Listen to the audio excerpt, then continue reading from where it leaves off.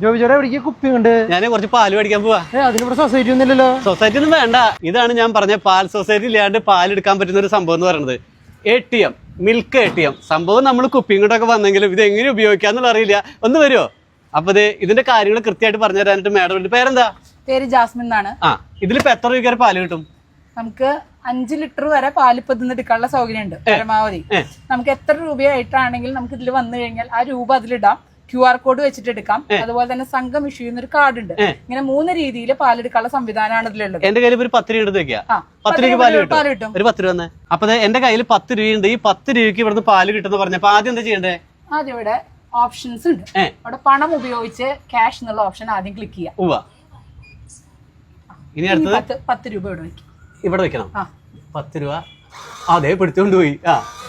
ഇനി പാൽ വിതരണം ആരംഭിക്കുക എന്നുള്ളതിൽ തൊട്ടു ഇനി അവിടെ കുപ്പി വെച്ചു. ഇനി ദേ അപ്പ തന്നെ പിടിച്ചോട്ടാ. 10 രൂപയ്ക്ക് കിട്ടുന്ന പാല് ഇതാ കുറച്ച് അവിടെ പോയെങ്കിലും ആദ്യത്തെ ഒരു പരീക്ഷണമായിരുന്നു. അപ്പൊ 10 രൂപയുടെ പാല്.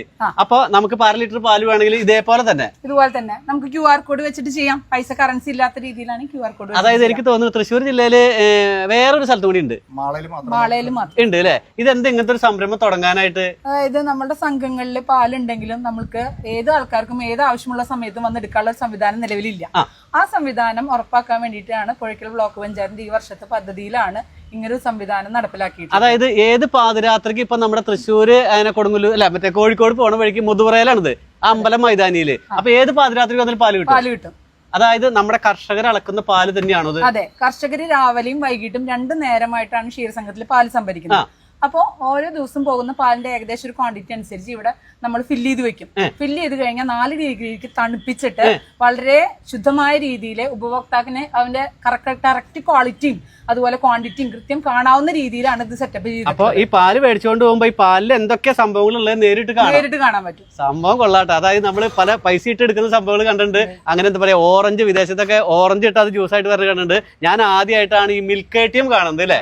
അപ്പൊ എന്തായാലും മനോഹരമായിട്ടുള്ള കാഴ്ച തന്നെയല്ല, ഈ വഴിക്ക് പോകുന്നവർക്ക് ആർക്ക് വേണമെങ്കിലും ഇവിടെ വന്ന് ഏത് പാതിരാത്രിക്കും കിട്ടും. അതല്ല, അതിൽ നമുക്ക് മെയിൻ ആയിട്ടുള്ള വിഷയം എന്താണെന്ന് വെച്ചാൽ നമുക്ക് ഇതിലെ പാക്കറ്റ് പാല്, സാധാരണ ആളുകൾ പാക്കറ്റ് പാല് ഉപയോഗിക്കുന്നതിന്റെ ഉപയോഗം കുറച്ച് കൊണ്ടുവരാൻ നമുക്ക് സാധിക്കും. പ്ലാസ്റ്റിക്കിന്റെ കവറിന്റെ ഉപയോഗം നമുക്ക് കുറയ്ക്കുക.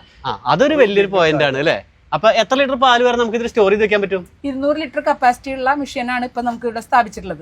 അപ്പൊ അത് കഴിയുമ്പോൾ ഓട്ടോമാറ്റിക് നമുക്ക് ഫില്ല് ചെയ്യാനുള്ള സംവിധാനം 2 നേരം ഫില്ല് ചെയ്യാനുള്ള സംവിധാനം ഉണ്ട്. രാവിലെയും വൈകിട്ടും 2 നേരത്തെ കളക്ഷന്റെ സമയത്ത് നമുക്കത് ഫില്ല് ചെയ്യാനുള്ള അതുണ്ട്. അതുപോലെ തന്നെ 4 ഡിഗ്രിയിലേക്ക് തണുപ്പിക്കാനുള്ള സംവിധാനത്തോട് കൂടിയിട്ടാണ് ഈ മെഷീൻ സ്ഥാപിച്ചിട്ടുള്ളത്. അതെ അല്ലെ?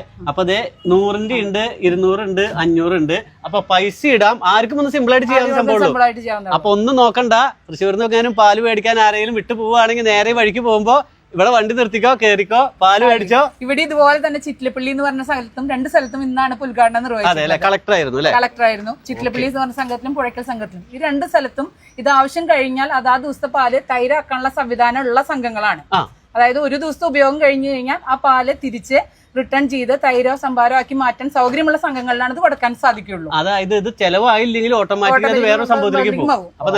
മറ്റു പാൽ ഉൽപ്പന്നങ്ങൾ നിർമ്മിക്കാവുന്ന കപ്പാസിറ്റി ഉള്ള സ്ഥാപനങ്ങൾക്ക്.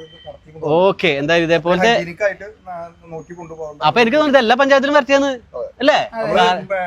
പുഴയ്ക്കൽ ബ്ലോക്ക് പഞ്ചായത്ത് ഇനിയുള്ള എല്ലാ പഞ്ചായത്തിലും കൂടി വ്യാപിപ്പിക്കാനുള്ള ശ്രമം. ഓക്കെ, വളരെ സന്തോഷമുണ്ട്. ഈ പാല് ഞാൻ തന്നിട്ട് പോവാം. എന്തായാലും എനിക്ക് ചായ ഉണ്ടാക്കി കുടിച്ചിട്ട് പോകാം. അപ്പൊ എന്തായാലും വളരെ സന്തോഷം. ഇതേപോലെ നല്ല വീഡിയോ ആയിട്ട് വരുന്നതായിരിക്കും. Thank you.